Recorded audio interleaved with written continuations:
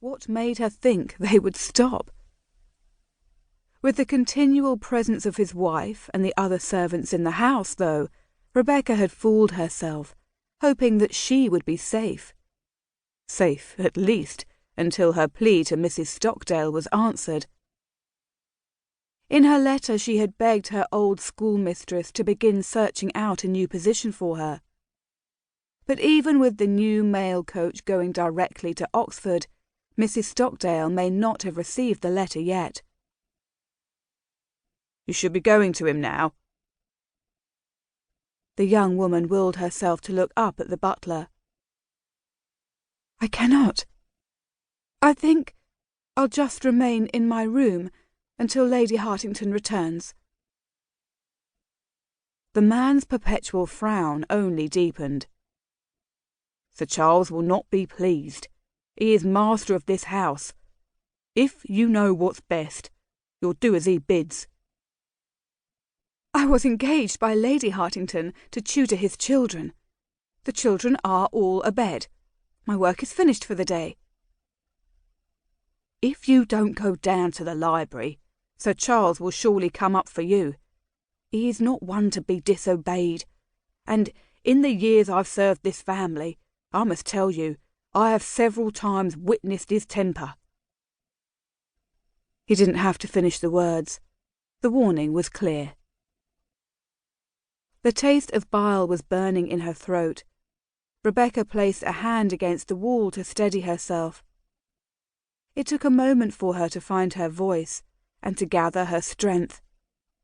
When she spoke, her voice sounded far clearer, far more self-assured than she'd expected, far more than she felt. "I'll not go down to him, Robert. I believe I'll go to my room and pack my things. I'm leaving Sir Charles's service tonight. Now, in fact."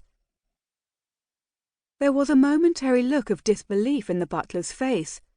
Then, for the briefest of instants, the old man's eyes glinted with something akin to respect before he bowed and allowed her to pass. But the rewarding feeling she gained from Robert's approval lasted only as long as her next thought. Leaving? Tonight? But to where? Rebecca's state of mind as she hurried on was in total chaos. Where was she to go? It would take her only a moment to pack. As a tutor, she had little need for an extensive wardrobe, and she'd brought very little from Oxford. But the uncertainty of where she was to go, in the middle of the night, with no carriage or company or any means of protection, the confusion was nearly paralyzing. But one thing was clear. Staying in this house even a moment longer than necessary was not a choice. For as long as Rebecca Neville could remember, she'd lived at Mrs. Stockdale's Academy for Girls, next to the Vicarage of St. George's in Oxford. Until a month ago, when she left the school at the age of 18, she'd never spent a night anywhere else. Until she came to the London mansion of Sir Charles Hartington, she'd never known any other home than the room she'd occupied on the school's second floor. As far as she knew, she had no family. Rebecca had only an anonymous benefactor, about whom she knew nothing whatsoever.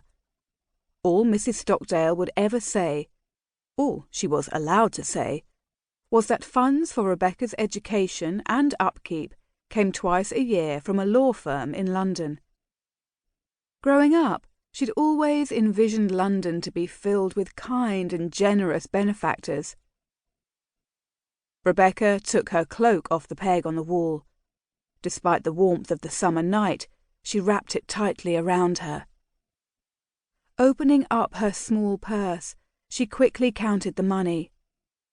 £3, 5 shillings, and some copper. Hardly a nest egg, Mrs. Stockdale had said when Rebecca left to take her new position. Nonetheless, her coach fare of £4 and 8 shillings to London had been paid for by her employer, Lady Hartington, and with a